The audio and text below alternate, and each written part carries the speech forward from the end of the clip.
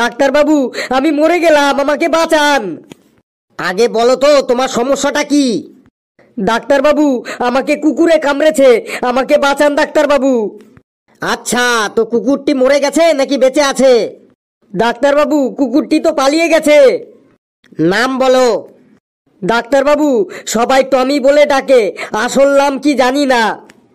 কুকুরের না, তোমার নাম জিজ্ঞাসা করেছি আমি। আমার নাম ভান্ডু কুমার খাটিয়া ডাক্তার বাবু। বয়স কত? 22 বছর।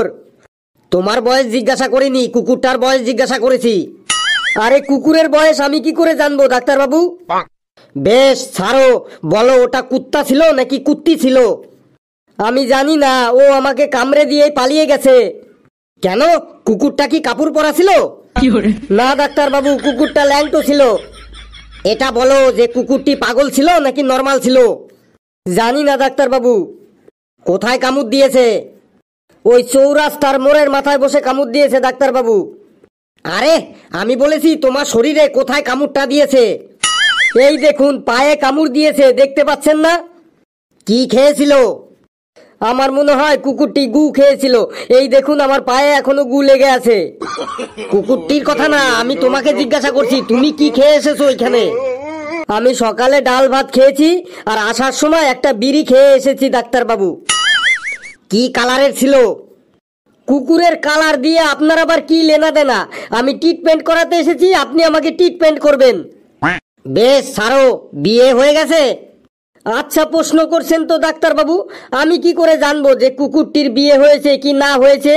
কুকুরটার বিয়ের বরযাত্রী গেছিলাম কি আমি? কুকুরটির বিয়ের কথা বলছি না, আমি তোমার বিয়ের কথা বলছি। না না, আমি এখনো অবিবাহিত, আমার বিয়ের জন্য কথাবার্তা চলছে ডাক্তার বাবু।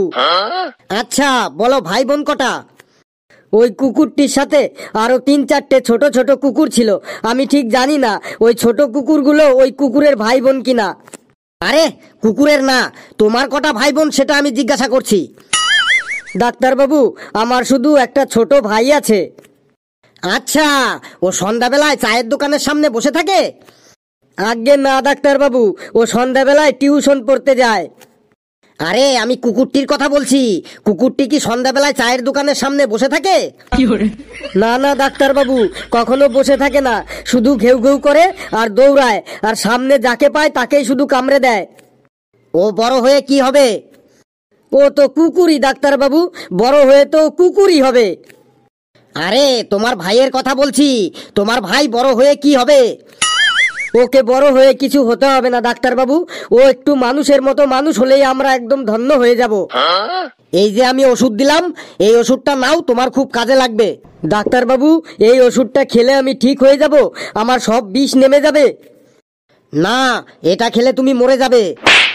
বলেন কি ডাক্তার বাবু, তার মানে এটা তো বিষ, এই বিষ দিয়ে আমি কি করব? আমি তোমার কথা শুনেই বুঝে গেছি, ওই কুকুরটি হলো পাগলা কুকুর। এই বিষটা খেলে কুকুরটি মরে যাবে, আর তোমাদের পাড়ার লোকজন সবাই নিশ্চিন্তে রাস্তা দিয়ে চলাফেরা করতে পারবে। কি? আমি তো এই ওষুধটা এক ঢোক খেয়ে ফেললাম, তাহলে আমার এখন কি হবে? তাই নাকি? কি সাংঘাতিক রে বাবা, তুমি আর দেরি না করে তাড়াতাড়ি কোনো ডাক্তারের কাছে চলে যাও। হ্যাঁ?